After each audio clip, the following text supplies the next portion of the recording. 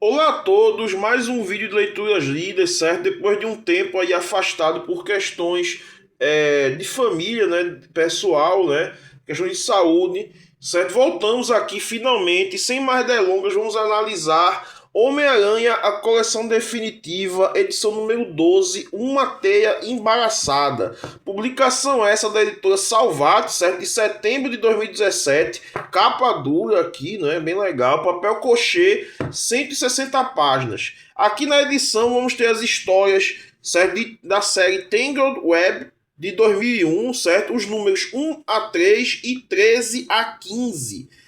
Essa série, certo? Tangled Web, foi uma série criada para trazer visões inusitadas, certo? De autores diferentes ao Aranha, certo? Eram coisas que às vezes o Homem-Aranha era até o coadjuvante na história, muitas vezes até, certo? Essa Tangled Web teve 22 números, olha assim, belíssima abertura, né, do John McCrea que desenha, certo? E aqui ela teve 22 números e aqui no Brasil nunca foi muito bem publicada, né?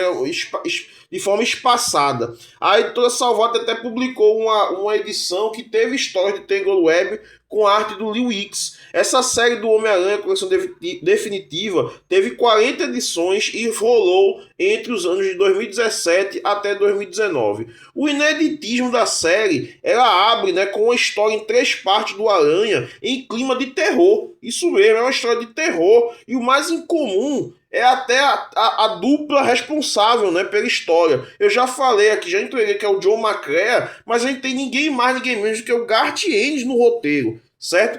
E aí, ele é mais conhecido, essa dupla é conhecida pelo seu trabalho em Hitman, certo? A gente já avaliou o primeiro arco de Hitman aqui, vou botar o link na descrição do vídeo, e em breve teremos mais material. E Ennis aqui faz uma história até bem, como eu diria, ele odeia super-herói, mas até bem tolerante em relação ao Peter Parker. Ele nem transforma o Peter naquele cara verme, né? Naquele merdinha, certo? Nem bota ele assim como o maior coitado do universo. Ele apenas faz um cara, né? Que tenta resolver os seus problemas, certo? E aí uma conotação bem intimista é dada, né? A relação dele com a tia May é muito bonita aqui. A gente vê um Peter Parker solteiro, certo? Porém, a relação aqui dele de amor é mesmo com a tia. Eu acho que o Garth foi no ponto, né? O amor da vida de Peter Parker não é Mary Jane, não é Gwen Stacy, é tia May, certo? E aqui a gente vê um homem do povo, né? E aí a crueza e o sadismo, geralmente, né, que está presente nos roteiros de Garth Ennis, são resguardados à figura do vilão da história, que é uma das criaturas mais mesquinhas e egoístas dos quadrinhos, certo? O milhar, né, é thousand em inglês, ganhou a tradução de milhar, certo? E ele foi uma das criaturas mais mesquinhas, como eu disse, egoístas, concedida pela sua própria estupidez. Isso aqui é o mais bizarro, mas porém, com esses tempos de bandeira dos Estados Unidos em passeata de 7 de setembro, não chega a espantar, não é mesmo?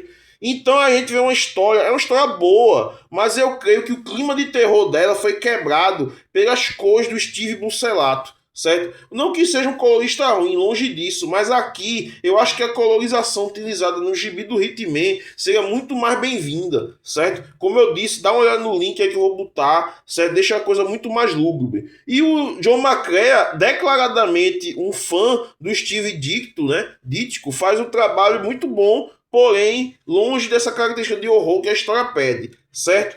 Depois vamos ver uma história seguinte, que é muito divertida, certo? Ela é num clima é um clima que é o mesmo parecido do mesmo parecido é ótimo, é parecido com aquela história da série animada do Batman, Quase o Peguei, onde os vilões do Batman conversam como quase pegaram o Batman, certo? E aqui se reúne o Abutre, o filho do Craven e uma figura misteriosa num bar de vilões para conversar miudezas, certo? Coisas corriqueiras. E aí tá a graça da história. Uma história muito divertida, muito legal, com arte excepcional do Sam Phillips, certo? É uma história muito bem bacana, bem diferente, bem boa mesmo. Embora a ideia não seja lá muito original, mas os diálogos são engraçados, né? É um diálogo gostoso, né? Eu não sei se eu tomaria uma com o Norman Osborn, como é revelado no final. E depois aqui, minha gente, temos simplesmente uma das histórias mais fantásticas, maravilhosas que você pode ler do Aranha. É um verdadeiro pequeno clássico. Escrita pelo Brian Azzarello e com a ajuda, né, também com a escrita, né, vamos dar crédito a quem deve, a Scott The Raven Levy, que é um Levi, né, que é um lutador de luta livre nos Estados Unidos, certo? E ele coescreve a história do lutador que lutou contra Peter Parker na história, no começo de sua carreira, certo? Para poder ver quem venceria ele no ringue. E aqui tem toda os motivos que levaram ele a fazer aquela luta.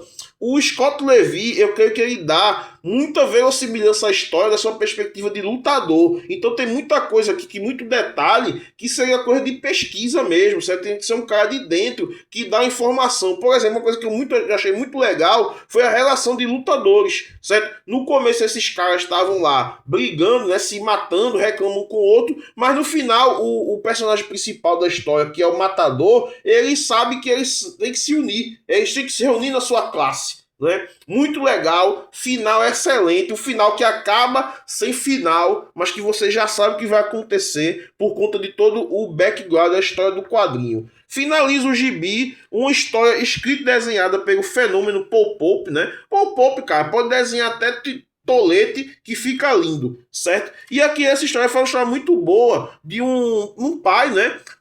Que está fazendo as suas traquitanas e aí reclama com sua filha adolescente fã do Homem-Aranha. Depois a gente vai saber o que esse pai vai fazer e termina de uma maneira muito coisada. Eu achei um final um tanto quanto não covarde mesmo, que ele devia ter dado um final assim, aconteceu isso, e não um final em aberto, que não é aberto com coisa nenhuma, mas também não deixa de ser uma ótima história. Excelente publicação, histórias maravilhosas, um verdadeiro gibizão. Aqui alguns esboços de capa do Glenn Fabry, né, que é o grande desenhista, o grande capista, né, dessas histórias aqui apresentadas, né, as 3 primeiras do Garth Ennis, pelo menos, e um editorial, né, falando sobre falando sobre a série, certo? Muito boa essa edição, vale muito a pena correr atrás, que é um gibizão. Se vocês gostaram dessa avaliação e querem ver mais como essa, façam suas compras através do link da Amazon, que eu deixo na descrição do vídeo, ou façam doações diretas pelo Pix, quadro.a.quadropé@gmail.com. Qualquer doação é muito bem-vinda. Concordam, discordam, diga o que acharam nos comentários, se inscrevam no canal, aparecem notificações. Obrigado a todos pela paciência, é muito bom estar de volta e saudações!